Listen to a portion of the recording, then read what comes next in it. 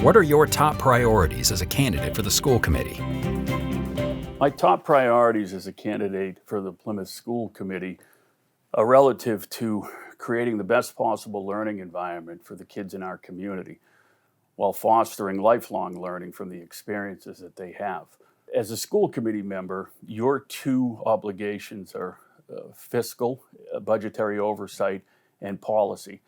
But you're also there as a conduit to the staff, the building principals, and the administration.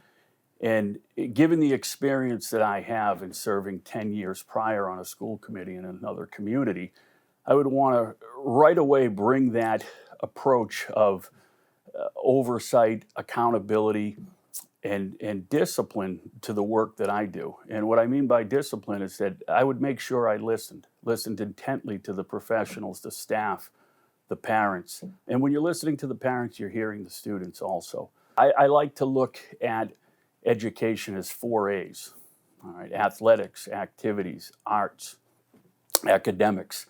And I was part of the group that helped create the vision. I was one of the 8 parents that worked with the administration and staff to create the vision for the Plymouth Public Schools. We did that a couple months ago. And you can't recite the vision through every student's lens, but you can focus on those 4 A's. And I think if you have your priority to accentuate those, you're going to create experiences from kindergarten to 12th grade that are going to be lasting. Another priority of mine is to focus on what we do locally. There's not a household in America right now that's not talking about what's going on at a federal level. There are some things on a federal level that apply as far as grants and funding. But if you look at how our schools are funded, there's a foundation budget created by the state of Massachusetts, and that determines what we get on the cherry sheet for our Chapter 70. The rest of the funding comes from local tax base. My priority would be to spend that money wisely. I mean, that's a community contribution. That's not just coming from families who have kids in schools. That's coming from families who are empty nesters, who had kids that went through schools. You have to look at that as a whole, and you also have to have a priority to work with general government and the FinCom on how the total pie is spent. I mean, this is a $127 million budget. A lot of the budget is baked into salaries, but there's some discretionary costs that you have to really carefully deliberate, and you got to make it a priority to learn where you're spending. You also have to look at things that you could pay for now that might save you some money. For example, if you're refreshing the Chromebooks that you used the COVID money to purchase years ago, right now in a down economy with some tech companies hurting, making a purchase early on might be able to refresh your hardware at a lesser price. So that's one example. You also have to have a priority to look at your demographic of staff. You might have what I call hire down funds, where if you have a demographic that retires and you got to replace them with staff at a lesser level, there's money there.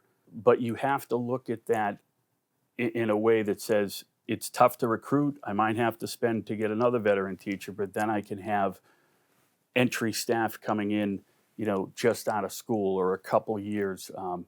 And there's going to be money there that's higher down savings. Where do you invest that? There's a lot of things from the fiscal side that I would prioritize based upon the experience I had.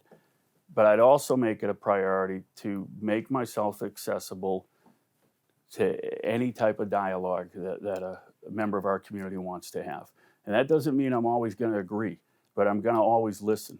There are going to be some tough choices you make when it comes to a budget and when it comes to policy, but I'm not going to let ideology that swung too far one way or too far the other way guide my decision making. I'm a common sense person. Because I had a dad who taught for 40 years in the town of Needham. He was a math teacher, and he always said numbers add up. Your ideas should add up too, and they should add up to positive outcomes for the folks that you're trying to represent, regardless of the position you serve. So my approach would be keeping an open mind, having a common sense approach, a moderate approach. But if someone comes up with a better idea, I'm willing to change my mind and say, hey, look, we could do it that way. But I know there'll be tough decisions when you're an elected official. And my priority would be to carefully deliberate and make my decisions to benefit the whole community, the students and the staff of the Plymouth Public Schools. Thank you. What challenges do you see as a candidate for the school committee? When talking about challenges that I see as a candidate for the school committee, I'd like to break that down in a couple different areas. Obviously, when you're running for an elected office, there is a personal challenge, and that personal challenge is creating awareness around your name that you're a candidate. We've lived here for 10 years. I need to let the community know that 10 years prior to that, I served on the Norwood School Committee. 4 years I was their chair. It's a distinct record that I'm proud of. Things we did for the community, coming in with a balanced budget on time, never laying off a teacher. We had a run of 9 to 10 years where we found creative ways to keep our staff intact and bring a level funded and sometimes growth to our school district and our funding. So personally, getting that message out, in a sprint type fashion with the election coming up, that's a challenge, but I'm working very hard at that because I want people to know I'm not coming into this without thoughtful deliberation on how I can contribute and complement. The committee itself, any challenges I see, I think it's prudent to wait to, see if you're elected to discuss that with the committee members individually. I don't think, anything other than, talking about my strengths and talking about things that I think can be worked on constructively is really purposeful right now at this point. There are some things that I've watched, and it's not a committee weakness, but there's some things I think I can complement to help add and have it a stronger 7-member board. There's some things that I've done as far as, looking at projections, looking at grant funding, and if it goes away, how you can make up those dollars. Because sometimes when you take a grant, you hire staff, and if the grant goes away, you create a structural deficit. So you got to come up with that funding. So I've been impressed with how the committee works. I'm impressed with how the administration works. And boy, do we have a great staff. There's no weakness there. I have 3 children in the schools. I have Luke at the elementary school, Indian Brook. I have Gabby at the middle school as a 6th grader, and I have Lola as a 9th grader at Plymouth South. And my daughter Taryn graduated from Plymouth South. Taryn is 27. She has 2 twin 1-year-olds and a 4-year-old, so I'm actually a 54-year-old grandpa. So if that's a challenge and my age is going to work against me, I'll meet that challenge. Seriously, though, I also see a challenge if people get involved with looking at headlines. All right? Kids don't get 2nd grade back. If you're going to worry about what's going on at a federal level and you're going to be a public official and you're going to buy into rhetoric that, quite frankly, all politics are local, Tip O'Neill said that, you should be paying attention to what's going on in your community. So I see a challenge that if folks can drift and look at a national level and national issues, there's something in the headlines every day. There's people pounding social media with negativity. If you get caught up in that, that's a challenge for you as a parent. It's a challenge for you as an administrator, a staff, or an elected official, because guess what? It's the wrong ideology to guide you and make your community better. What you should be caught up in is, how can I help? How can I volunteer? If you want to serve, how can I get educated on what can be done well for the town of Plymouth? But then also, how can I let the professionals in the building do their job? And you're not always going to agree. There are things that if the issue is hot button enough, trust me, the community will come out in force.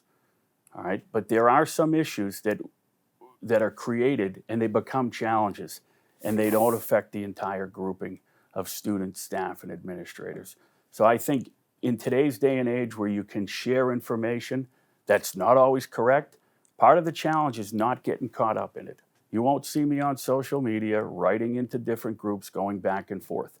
But if you pick up the phone or send me a text or want to talk, I'll be open to listen. So the challenge is creating some guidelines and separation from what you really have to do to be a productive member and serve the town, or what you could chase to try to get, in favor of an approach that seems like it's the news of the day. That's not education. There's challenges and everything. No one bats 1,000, all right? But how you deal with those too matters. If you have a committee member, a staff member, an administrator, a student, a parent, that in the whole scheme of things makes a mistake, if something happens, if there's a moment where you're having a discussion and they don't come off appropriately, you have to keep a low pulse and you have to deal with that in a mature way, right? And then you have to move on and don't take that issue or that occurrence to guide you in the next one, and level set and zero-sum base your decision making. No one's perfect, and middle school especially is the messiest part of education. So you got to trust your building principals to guide those buildings, right? That's what Ed Reform said in 1993. But then, as a school committee member, you have to listen intently, and if you got to make a policy to determine something, you got to do your homework. So I don't really see it as a challenge. I see it as what you should be doing as a public servant. Thank you. What opportunities do you see as a candidate for the school committee? What do I see as opportunity as I run for school committee in Plymouth? You have to see opportunity to have hope. If you're a candidate and you don't see opportunity, you shouldn't be running. All right, you shouldn't be running on a single issue. You should be running because the opportunity to create learning experiences for the kids of your community is something you're vested in. And I truly believe adding my voice to the committee will help complement the opportunities already available. I've worked in the past as a committee member. I saw the opportunities, and I'll give you an example that I created. So I served on the Norwood School Committee from 2006 to 2014. And one of the areas that was a high level of focus was our transportation. We were facing, I think, 18 staff layoffs. And we had our transportation contract that was up for renewal. And that was about a $750,000 bill that we were going to incur, and it was going to be a 3-year contract. Now, we had sped transportation that was out of district. Sometimes kids were going an hour to the May Institute for services they needed. I saw an opportunity to work with administration and our sped director to create. We didn't have inclusion. We didn't have, programs for the kids to keep them in district. So first we worked on that. Secondly, I went out and bought 17 vans. I created a transportation department. All right, it was kind of comical because I had committee members picking up the vans and driving them from New Hampshire. But guess what? We didn't have that $750,000 contract anymore. And I broke that contract with it was a business in the town that had some pull, but I stood, on my ground saying, look, I was elected to make decisions for the kids and for the staff. So when we broke that contract, we didn't have to lay off any teachers. We actually built that transportation department in 2008, and in 2025, the town of Norwood still runs that efficiently. And who's driving the kids out of district? Retired cops, retired firefighters, retired administrators. Right? They work 20 hours a week. It's not only a fiscal win, but it was an opportunity to create an environment for the kids. And a lot of the kids that were on IEPs and facing out-of-district transportation, we created those programs in district, but they still needed transportation. That was an opportunity, and I see those type of opportunities, maybe not as much in transportation, although there's some projected building that's going to go on in this town, and you're going to have to look at your transportation. All right. There's also an opportunity to understand how that growth that you're going to see, and it's going to be probably overseen by general government and more of a selectman issue or a town planning issue. How's that going to affect the schools? There's an opportunity now to come in and use the experience I had, because Norwood was in that growth mode, right? And it changed a lot of things. We needed certain services. So it's an opportunity to use my experience and bring it to the Plymouth School Committee to face some of the challenges that, I kind of have a case study history on. The other opportunity I see is, my background in technology. There is a changing landscape of how kids consume information. I mean, we're not going back. The way to look at it, though, is it's not just putting a device in a child's hand and saying, okay, I've integrated tech, they're going to be better learners. You have to have the complementary outcome that you're trying to achieve, and you also have to have a workable solution for the staff to utilize devices and technology for the betterment of your education. There's a lot of things being thrown around in tech. Everyone just yells AI and thinks they're going to all of a sudden look at a data lake and say, I'm going to get this algorithm applied to it, now I'm going to solve everything. That's not a reality either, because guess what? A lot of the data is not clean. So I can bring experience to look at some trends, look at some benchmarks and measurables on data and say, how do we derive better outcomes? And then turn that into, when you're talking, if you got to close a school, right, or consolidate a school, or if you're going to have an influx of students because of the growth in the town, you can interpret data the right way, but it's not just snap your fingers and apply type of software to it.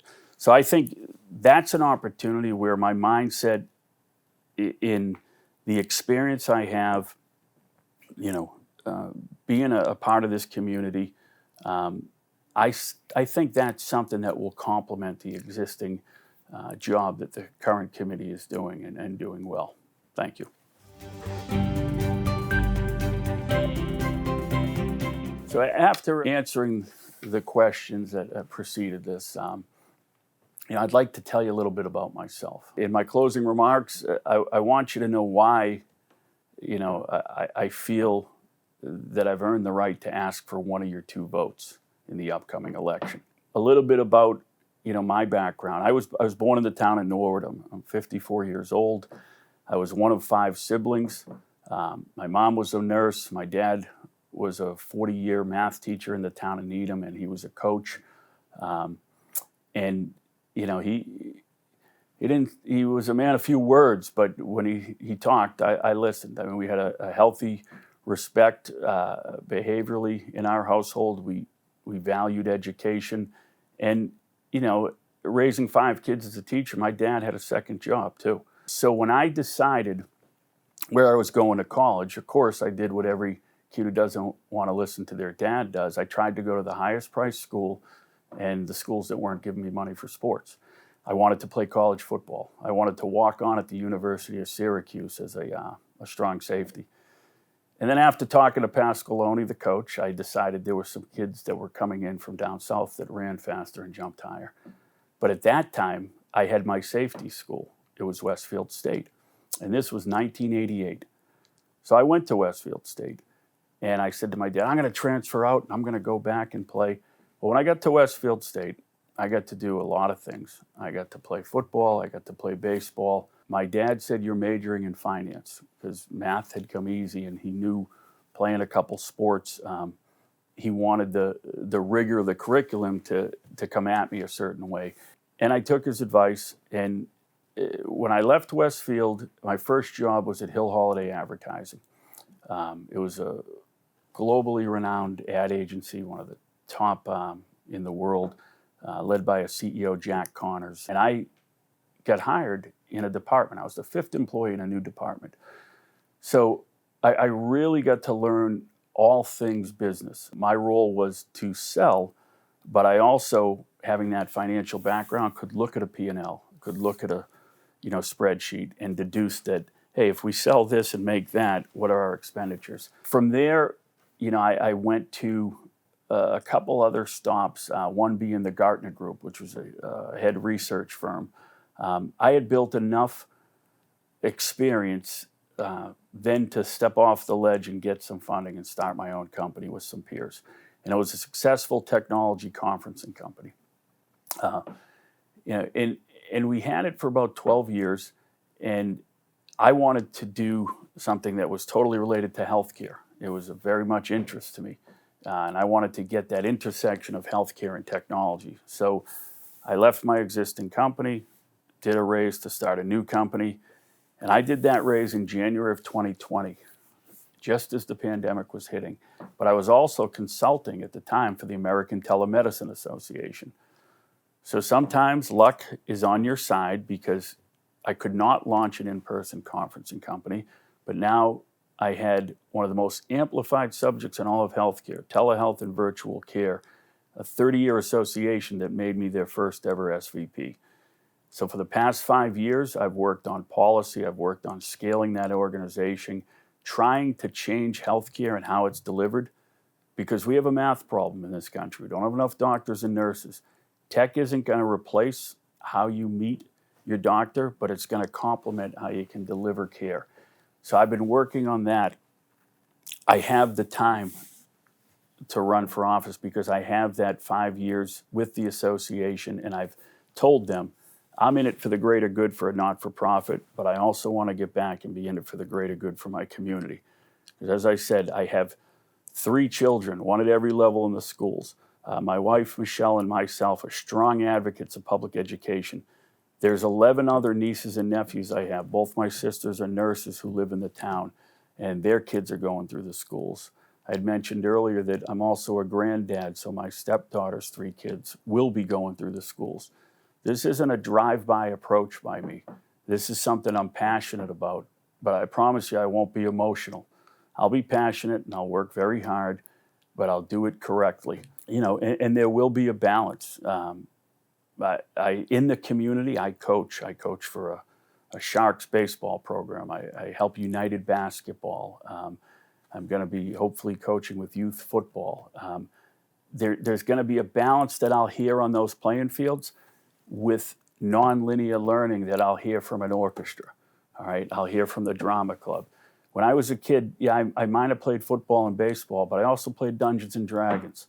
Right? There were things that interest me, and that served me well because I know all kids have different interests. And if you get elected, you're not just representing your own personal ideology. And there are some candidates who are running with just that. I'm representing kids as a whole. And I honestly think that education and that life experience you get can be looked back on. And if done properly, it can guide you for the rest of your life. And you can be a lifelong learner. There are going to be times where kids are going through it and their parents are going through it, and it is tough. There's a lot of things that can be tough. But if you have that sort of wide circle and it's a giant hug and it comes from the right elected officials, the right staff, the right administration, there'll always be someone to catch you when you're falling. And I want to be part of that. So I think education is the staple of your community and everything should flow through it. Thank you.